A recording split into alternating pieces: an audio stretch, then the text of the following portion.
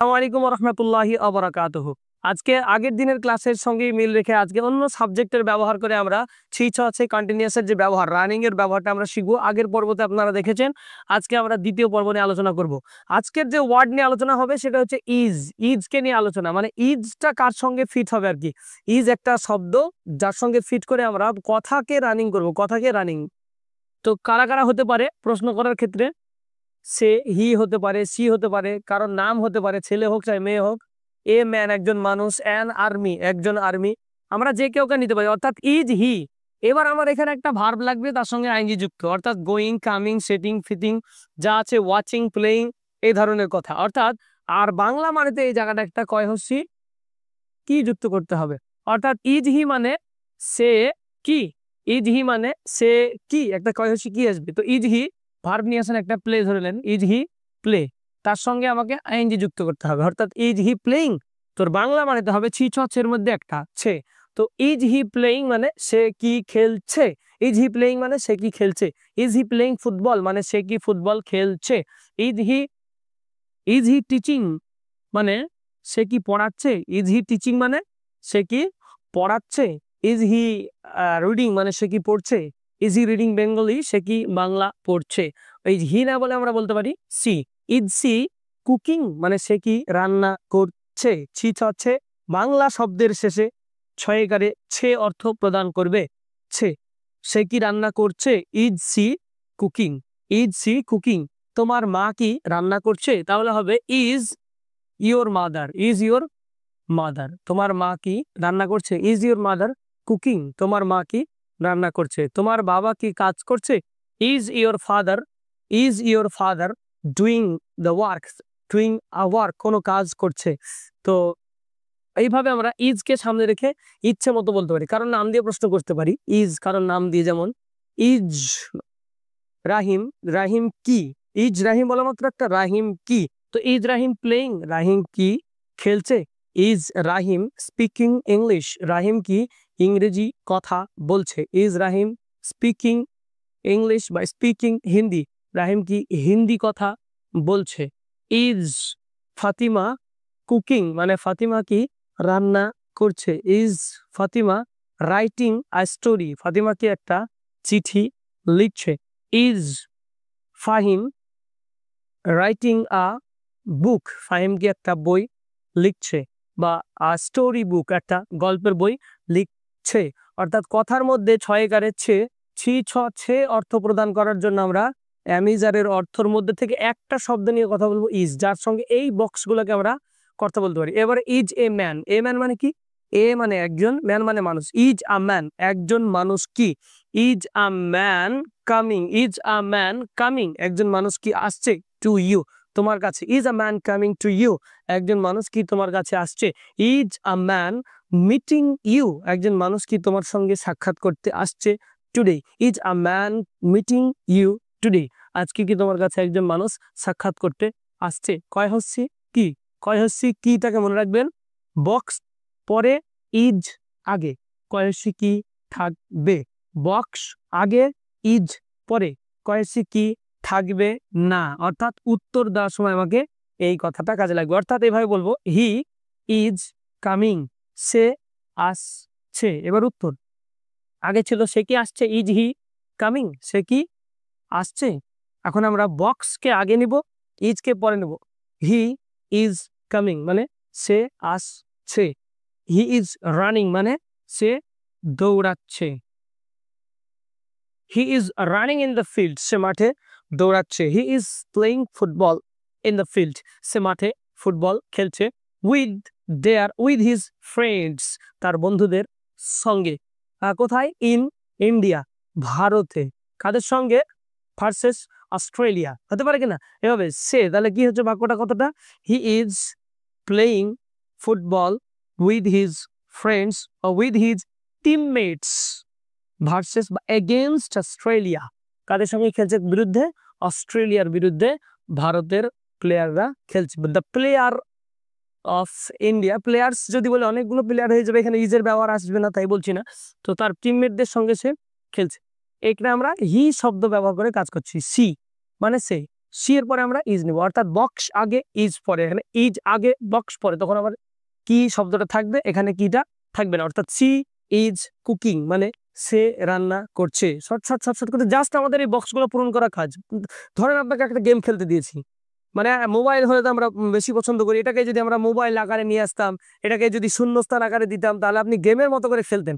তো মনে করেন যে এটা একটা গেম, এই বক্স পূরণ করতে হবে, এই বক্স পূরণ করতে হবে, এই বক্স পূরণ করতে হবে, তাহলে হয়ে যাবে কি, এ বক্স থেকে আমরা একটা নিব সি সি, এ বক্স থেকে একটা নেব ইজ, তাহলে সি ইজ, এ বক্স থেকে একটা নেব কুকিং, তাহলে হচ্ছে সি ইজ কুকিং, যার বাংলা অর্থ সে রান্না করছে। কোনো একটা মেয়ের দিক থেকে বলছি, সে রান্না করছে। অথবা আমরা বলতে পারি, এখানে আমরা অন্য একটা সাবজেক্ট নিয়ে বলতে পারি, my my mother, my mother is, এই ইজ এখানে হবে মাই মাদার ইজ কুকিং, মানে আমার মা রান্না করছে।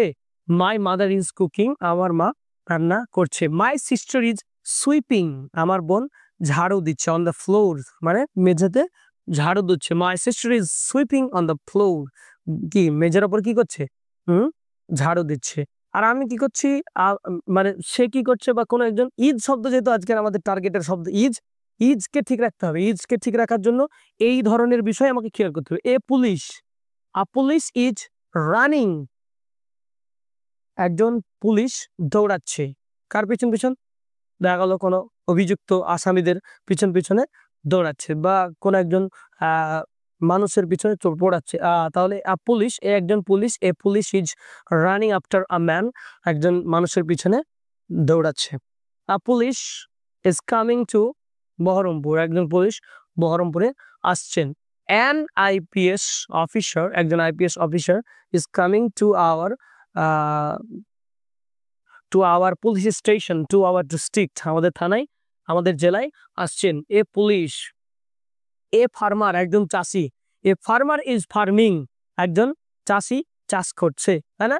এ ফার্মার ইজ কাল্টিভেটিং, একজন চাষি চাষ করছে, হিজ ফিল্ড, তার মাঠ।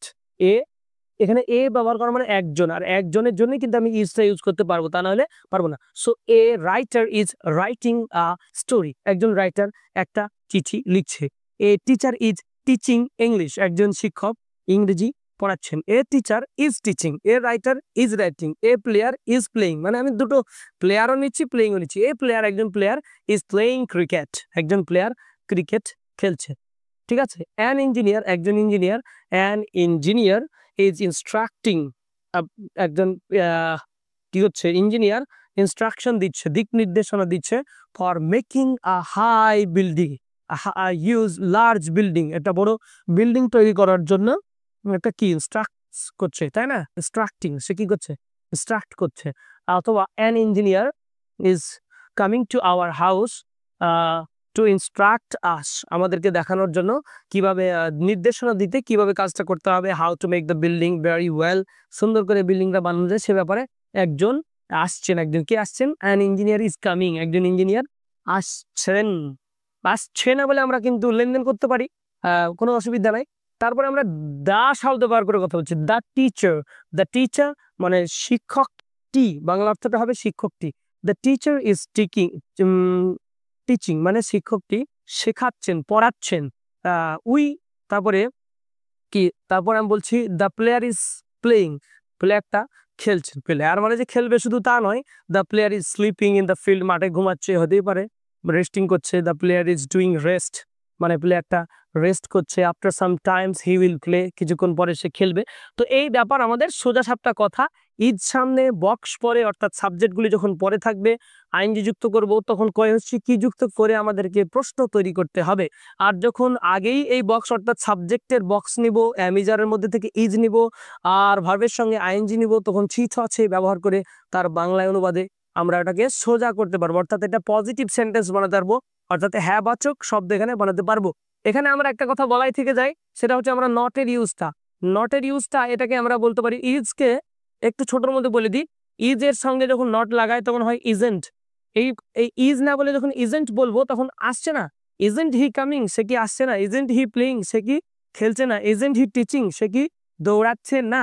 ইজ না বলে যখন ইজেন্ট বলবো, ইজেন্ট শব্দটা কি, ইজ নট থেকে তৈরি হয়েছে। তো ইজ নট, ইজেন্ট, আমি এই জায়গাটাও নট কিন্তু ইউজ করতে পারি, মানে এর পরে আর কি।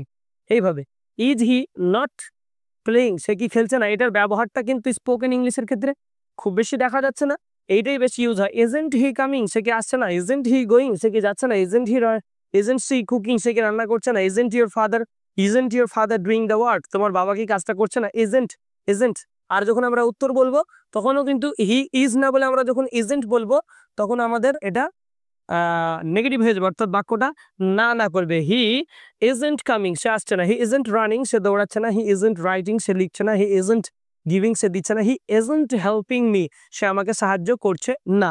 অর্থাৎ ইজেন্ট শব্দটি একটা নেগেটিভ শব্দ, যা বললে ছে থেকে ছে না হয়ে যাবে, ছে থেকে ছে না, সে করছে না, যাচ্ছে না, লিখছে না, পড়ছে না, শুনছে না, এই ধরনের কথা হবে। আশা করি সকলে বুঝতে পেরেছেন।